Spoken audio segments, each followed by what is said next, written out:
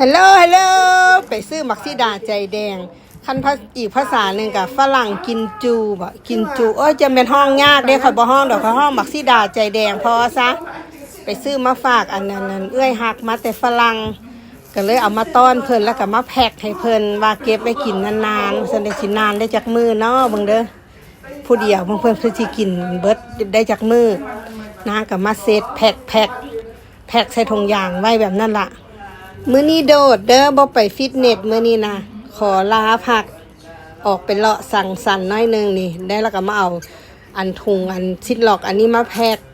หุ่มไว้เพื่อได้เก็บกินดนๆเอาเข้าตู้เย็นไว้มันจังค่อยเก็บไว้ดนเพราะว่ามักซิดาปลอดสารพิษออร์แกนิกจ้าบรรดาเอ้ยเพิ่นก็พูดคุยกันตามภาษาเม้าม้อยกันเฮาอันเป็นน้องเฮาก็เป็นผู้มานั่งแพ็คให้เพิ่นเซตให้เพิ่น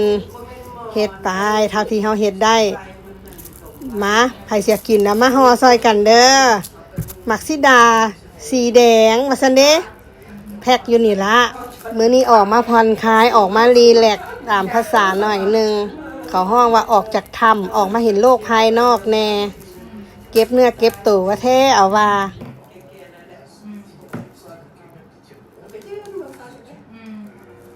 บัดนี้นะมากินลำไย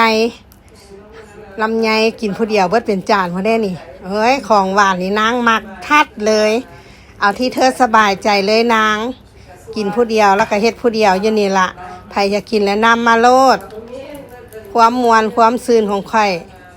มีเท่านี้ละกินไปน้ำแพ็คบักซิดาไปน้ำเอากินไปขอห้องว่าความสุขอยู่ที่ใจของใครเฮาเฮ็ดสิ่งที่เฮามักแล้วก็มีความสุขไปเรื่อยๆจ้าเอาแล้วก็กินแล้วก็แพ็คไปน้ำเฮ็ดไปน้ำนี่มักซิดาพาออกมาทางไหนเป็นสิละสีแดงจังซี่ล่ะแซ่บซอยเห็นบ่มักซิดาเขาห้องมักซิดาใจแดงคันบ้านเขาห้องน่ะมักซิดากินจูบ่โอ้ยห้องยากหลายเขาบ่ห้องดอกเขากินเป็นพอแซ่บกินเป็นกินนะมื้อนี้นะโหดลำไยอีกเบิดจานนั่นแหละมันค่อยเฮ็ดผู้เดียวแล้วนะเอาที่เธอสบายใจเลยนะจ้านี่กลับมากินเห็ดแล้วเราก็กลับมากินลำไยนี่ละกินแท้กินว่าโอ้ยความหวานนี่เติมเต็มขนาดเลยเบาหวานนี่ถามหาคอยละมื้อนี้นะยามันมื้ออื่นค่อยไปฮีดออกคืนมื้อนี้นี่กินเข้าไปเต็มที่เขาห้องมาขาดความหวานค่อยช่วงนี้นะกินไปรสนะเอาที่เธอสบายใจเลยจ้ากินไปแล้วก็ฟังเม้ามอยฟังเรื่องข่าวสารบ้านเมืองโอ้ยถ้าแบบทีวีเพิ่นเปิดกับมีแต่ภาคเป็นภาษาอังกฤษป่านเป่าปีเสหูควายเนาะข่อยนี่เนาะนี่มักซิดาข่อยแพ็คแล้วข่อยก็ใส่ถุงไว้เสียวเข้าตู้เย็นไว้เก็บให้เพิ่นบ่แม่นของข่อยดอกของข่อยก็มีต่างหากเอาไปต้อนเพิ่นต่างหากนางก็มานั่งกินบักลำไยโอ้ยกินเป็นกินเอาเติมเข้าไปความหวานน่ะบ่ต้องย่านมื้ออื่นล่ะไปฮีดออกกินผู้ใดอยากกินนะชีวิตค่อยเกิดมาเพื่อกินเอากินเป็นกินเงินบ่ต้องหากินลูกเดียวอิ่มจังตั้งอยู่ครบเขาห้องว่าไปน้ำผู้ใหญ่แล้วสบายใจกินเต็มที่เลยจ้ากินเบิดเป็นจานพวกนะพวกเจ้าคือว่าค่อยกินได้บ่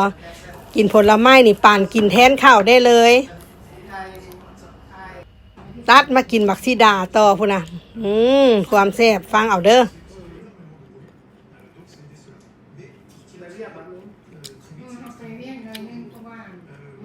เมื่อยฟังเพิ่นเว้ากันเฮาก็มาตัดเสียงใส่บ่อยากให้มันซ้อนกันเฮียนภาคเฮียนเฮ็ดไปอยู่นี่ล่ะเพื่อยอดวิว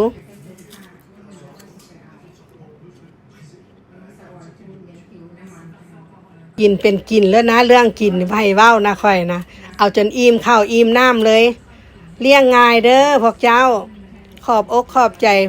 หมู่เพื่อนน้ำทุกคนมาชมคลิปให้กันเป็นกำลังใจให้กันกดหัวใจคือกำลังใจที่ดีของชาวครีเอเตอร์น้ำกันขอบใจหลายๆเจ้า